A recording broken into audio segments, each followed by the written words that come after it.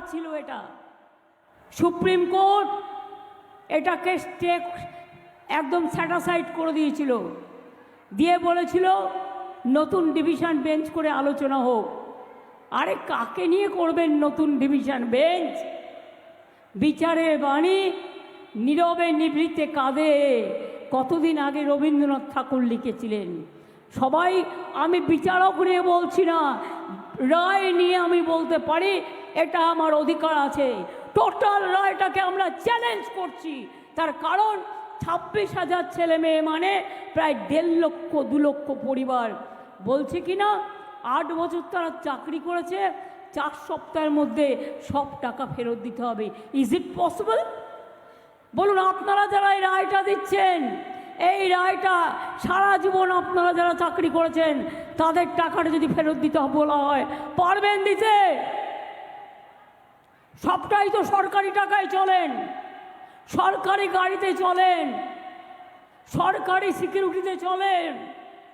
মানুষ আপনাদের সম্মান করে, আমরাও আপনাদের সম্মান করি। মনে রাখবেন, সারা ভারতবর্ষে বেকারের সংখ্যা হু হু করে বাড়ছে, আর আমরা যাদের চাকরি দিচ্ছি আপনারা আপনাদের আইনের খোঁচায়। এই অর্ডারটা বেআইনি অর্ডার, সেই জন্যেই চ্যালেঞ্জ করে বলছি, অর্ডারটাকে আমি জাজকে বলছি না, অর্ডারটাকে বলছি বেআইনি অর্ডার। আমরা এটা নিয়ে উচ্চ আদালতে যাচ্ছি। চিন্তা করবেন না শিক্ষক শিক্ষিকারা এবং ছাত্রছাত্রীরা, যখন বিপদে পড়বেন আর কেউ না থাকলেও আমি আছি। আর একটা কথা বলি, আরও 10 লক্ষ চাকরি আমার রেডি হয়ে আছে গভর্নমেন্টে। এই একটা হয়েছে, না মন্দির না মসজিদ না গুরুদ্বারা না গির্জা, একটা বিজেপির বিচারালয়।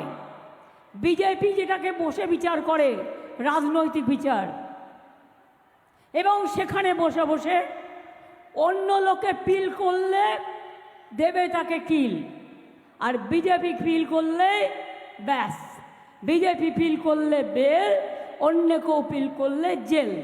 এই তো হয়ে গেছে এখানকার এই অবস্থা। আজ নয়, দীর্ঘদিন ধরে চলছে।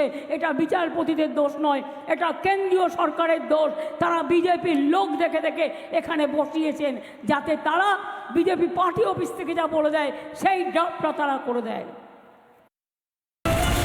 মুহূর্তে ব্রেকিং নিউজের দিকে নজর রাখবো। প্রায় 26,000 জনের চাকরি বাতিল, হাইকোর্টের রায়কে চ্যালেঞ্জ এসএসসির। সুপ্রিম কোর্টে যাচ্ছে এসএসসি, জানালেন এসএসসি চেয়ারম্যান সিদ্ধার্থ মজুমদার। হাইকোর্টের রায় খুশি নয়, স্পষ্ট জানিয়ে দিলেন এসএসসি চেয়ারম্যান। আর আমরা সরাসরি চলে যাব আমাদের সিনিয়র এডিটর ময়ূক রঞ্জন ঘোষের কাছে, যিনি মাতঙ্গিনী হাজরার পাদদেশে এই মুহূর্তে রয়েছেন।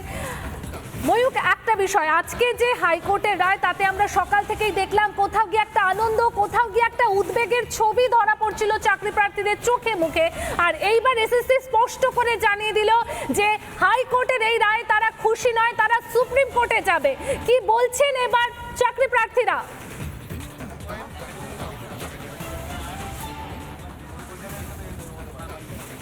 দেখো, আমি এই মুহূর্তে এখনো সব ব্যানার নিয়ে দাঁড়িয়ে রয়েছেন, চাকরি করছে গাধা, মোট বইছে মেধা। সুপ্রিম কোর্টে যাচ্ছে এখন এসএসসি কমিশন, তারা বলছে যে রায় খুশি নয়। তাহলে তো আবার দীর্ঘ একটা হয়ে যাচ্ছে ব্যাপারটা। দীর্ঘ হচ্ছে, আমরা কোনো কিছুই জানি না, আমরা শুধু চাকরিটা চাই।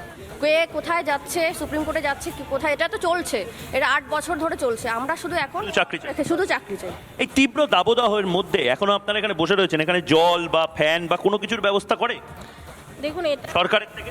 না, এটা তো রাজনৈতিক ব্যক্তিত্ব শূন্য মঞ্চ, তাদের এখানে আসা প্রবেশ নিষেধ আছে।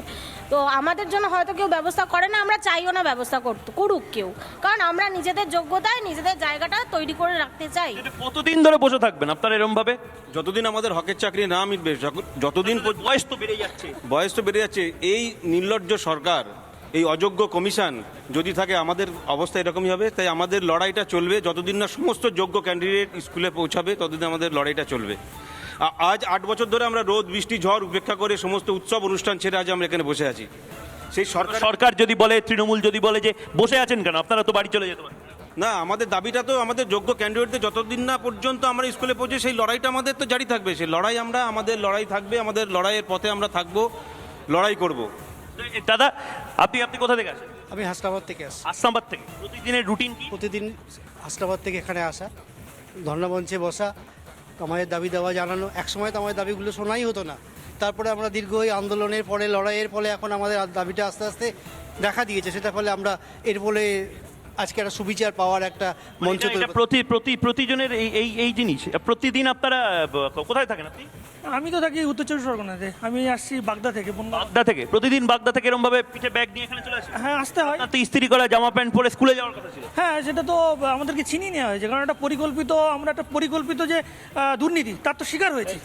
তো পরিকল্পিত বয়স তো বেড়ে যাচ্ছে দাদা, আপনি প্রতিদিন আপনি এরকম ভাবে জামা প্যান্ট পরে বুক পকেটে পেন নিয়ে, তো আপনার স্যার মাস্টার মশাই হওয়ার কথা ছিল, আপনি এখানে এসে আপনি মাস্টারি করতে পারছেন না, তো আপনি পাচ্ছি এখানে না। বসে থাকছেন। রাগ হয়? 100 বার রাগ হয়, কারণ আমরা বঞ্চিত শিকার। যে আমরা তো স্কুলে থাকবো, আমরা এখানে কেন পড়ে থাকবো? কোনোদিন প্রশ্ন করতে চোখে চোখ রেখে প্রশ্ন করেন না কেন? না, আমরা করেছি, কিন্তু আমাদের কথা তো কেউ শোনে না। এক অদ্ভুত পরিস্থিতি পায়েল, যেখানে যারা মেধাবী, যারা বলছেন চাকরি করছে গাধা মোট বইছে মেধা, যারা মেধাবী তারা রাস্তায় বসে রয়েছেন, যারা চাকরি করছিল তারা টাকা দিয়ে চাকরিটা পেল এবং তাদের চাকরি গেল।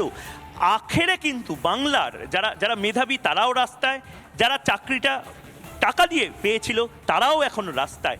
বেকারত্ব সমস্যা বোধহয় আরো দ্বিগুণ হবে, এবং এই পুরো দায়টা তৃণমূল কংগ্রেস, মমতা বন্দ্যোপাধ্যায়, অভিষেক বন্দ্যোপাধ্যায় নেবেন না কেন? এই প্রশ্নটা বোধহয় বাংলার মানুষ এখনো করে যাচ্ছে। পায়েল, একদমই ময়ূক, তুমি আমাদের সঙ্গে থাকো। আর একদমই যে বিষয়টা বলা যাচ্ছে যে প্রায় 26,000 জনের চাকরি বাতিল, আর ঠিক কি বলেছেন এসএসসির চেয়ারম্যান আমরা শুনবো।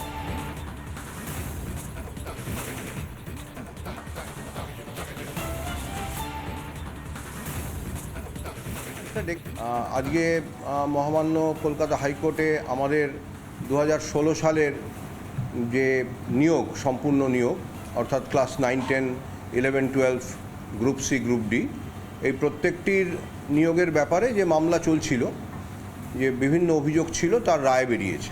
রায় যেটা দিয়েছে সেটা হচ্ছে যে সম্পূর্ণ নিয়োগ বাতিল, অর্থাৎ যারা আমাদের সুপারিশ পেয়েছিলেন, নিয়োগ পেয়েছিলেন, তাদের অনেকেই তো চাকরি করছিলেন, হয়তো কেউ জয়েন করতে পারেননি, প্রত্যেকটি নিয়োগই মহামান্য আদালত বাতিল করেছে। আমরা অবশ্যই এই রায়ে খুশি নই এই মুহূর্তে, যে আমরা নিশ্চয়ই সুপ্রিম কোর্টে অ্যাপিল করব। এটা ঠিক যে রায়ের সম্পূর্ণ কপি না পেলে, শুধুমাত্র ওই মৌখিক শুনে, প্রচার মাধ্যমের কাছ থেকে শুনে, আমাদের অবশ্যই নিজেদের আইনজীবীর কাছ থেকে শুনে যতটুকু জানতে পেরেছি, তার ভিত্তিতে বেশি মন্তব্য করার কোনো মানেই হয় না। গ্রাউন্ডে কেন কিভাবে অ্যাপিল করব সেটা আমি এই মুহূর্তে কিছু বলতে পারবো না, বলবো না।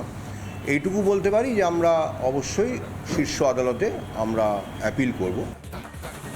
রাজ্য বিজেপির সাধারণ সম্পাদক জগন্নাথ চ্যাটার্জি এই মুহূর্তে আমাদের সঙ্গে টেলিফোন লাইনে রয়েছেন। আপনাকে স্বাগত রিপাবলিক বাংলাতে। আর এই মুহূর্তে যে বিষয়টা আপনার কাছ থেকে জানতে চাইবো, যে এসএসসি চেয়ারম্যান সাংবাদিক সম্মেলন করে স্পষ্ট জানিয়ে দিয়েছেন যে তারা এই রায় খুশি নন, তারা সুপ্রিম কোর্টে যাবেন, একদম চ্যালেঞ্জ। কি বলবেন? না, আইনি প্রক্রিয়ায় যার যেখানে যাওয়ার অধিকার আছে তারা সেখানে যাবেন, কিন্তু আজকের এই যে রায়, যা কার্যত বোমা বিস্ফোরণের মতোই, সেটা প্রমাণ করছে যে রাজার পাপে প্রজার কষ্ট। একমাত্র যে রাজ্যের মুখ্যমন্ত্রী এবং তার যে কুশাসন, সেই কুশাসনের ফলে আজ 26,000 চাকরি প্রার্থী, যারা শিক্ষক, যাদের মধ্যে যোগ্য এবং অযোগ্য দুপক্ষই রয়েছেন, তাদের ভবিষ্যৎ অন্ধকার হয়ে গেল। এবং মনে রাখতে হবে যে বারবার আদালত যোগ্য প্রার্থীদের তালিকা কিন্তু রাজ্য সরকারকে, মানে এসএসসির কাছে জমা দিতে বলেছিল। এই 26,000-এর মধ্যে কতজন সত্যিই যোগ্য, তার তালিকা কিন্তু এসএসসি আদালতের কাছে জমা দিতে পারেননি। তার ফলে এই আদালতের কাছে যোগ্য প্রার্থীদের তালিকা জমা না দিতে পারার কারণে আজকে লক, স্টক অ্যান্ড ব্যারেল 26,000 যে যোগ্য এবং অযোগ্য প্রার্থী, তাদের চাকরি চলে গেল। এবং কেন গেল? এক তো হচ্ছে এরা টাকা নিয়েছে, টাকা নিয়ে চাকরি দিয়েছে, তারপরেও বিড়ম্বনায় পড়তে হচ্ছে যারা যোগ্য প্রার্থী তাদের। সেই কারণে এর সম্পূর্ণ দায় মমতা বন্দ্যোপাধ্যায়ের, পাপোশ স্খলনের দায় মমতা বন্দ্যোপাধ্যায়ের। এবং নরেন্দ্র মোদীজি ইতিমধ্যে যে কথা বলেছেন দেখবেন যে আজকে সবার আবার নিশ্চয়ই ওই পার্থ চট্টোপাধ্যায় এর বাড়ি থেকে 51 কোটি টাকা উদ্ধারের কথা মনে পড়ছে। আজকে মানিক ভট্টাচার্য, জীবন কৃষ্ণ সাহা, তৃণমূলের নেতা শান্তনু ব্যানার্জি, প্রসন্ন রায় থেকে শুরু করে এদের কথা আবার নতুন করে স্মরণ হচ্ছে যে এরা কিভাবে দালাল চক্র ছড়িয়ে লক্ষ লক্ষ ছাত্রছাত্রীকে প্রতারণা করে 26,000 মানুষকে চাকরি দিয়েছেন। যারা যে সংখ্যক মানুষের কাছ থেকে এরা টাকা তুলেছে তাদের সবাইকে চাকরি দিতে পারেননি। তারপরে প্রতারিত চাকরি প্রার্থীর সংখ্যা কিন্তু আরো অনেক বেশি, এটা মানবেন, যাদের টাকা ফেরত হয়। তাই নরেন্দ্র মোদীজি বলেছেন যে ইডির মাধ্যমে যে 3,000 কোটি টাকা উদ্ধার হয়েছে, সেই 3,000 কোটি টাকা কিভাবে এই চাকরি প্রার্থীদেরকে ফেরানো যায় তারও আইনি প্রভিশন তিনি তৃতীয়বারের জন্য প্রধানমন্ত্রী হলে করবেন। কিন্তু আজ পশ্চিমবঙ্গের যুব সমাজ, পশ্চিমবঙ্গের যুবক যুবতীদের চোখ খুলে দিল এই রায়, এবং কিভাবে মমতা বন্দ্যোপাধ্যায়ের গত 13 বছরের কুশাসনের ফলে 2016 সালের প্রাথমিক শিক্ষক, অশিক্ষক, উচ্চ প্রাথমিক, মাধ্যমিক বিদ্যালয়ের শিক্ষক শিক্ষিকাদের ভবিষ্যৎ অন্ধকার। জগন্নাথ বাবু, ধন্যবাদ আপনাকে।